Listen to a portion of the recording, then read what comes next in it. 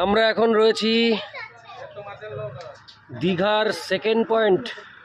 প্রথম পয়েন্ট হচ্ছে বিচ, দ্বিতীয় হচ্ছে চন্দ্রেশ্বর মন্দির। এই আমরা সেই চন্দ্রেশ্বর মন্দিরের ঠিক সামনেই রয়েছি। এখানে আমরা ভগবানের কাছে প্রার্থনা করব। এই চন্দ্রেশ্বর মন্দির বহু আকাঙ্ক্ষিত। আমরা এখন এর প্রবেশদ্বারে ঢুকবো। খুব সুন্দর আদলে তৈরি, ভালোই লাগছে। দীঘার সেকেন্ড পয়েন্ট, দর্শনীয় স্থান চন্দ্রেশ্বর মন্দির। চলো আসুক আসুক আসুক। চন্দ্রেশ্বর মন্দির, বাহ ফাইন।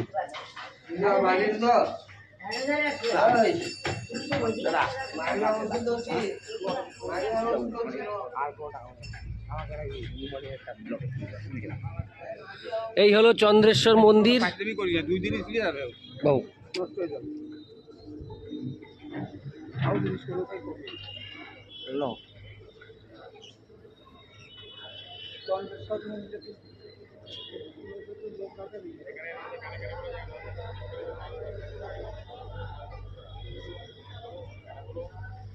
আচ্ছা, ভাড়া বাঁধতে হবে কোথায়?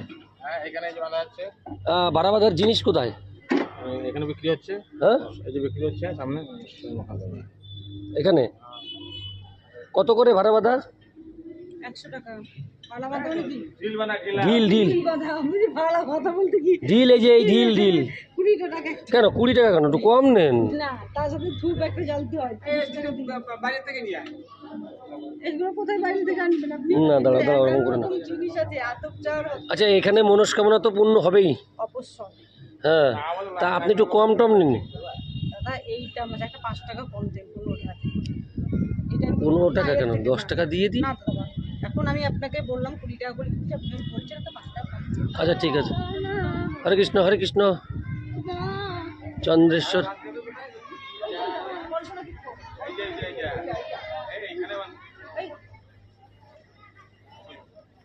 চন্দ্রেশ্বর মন্দির।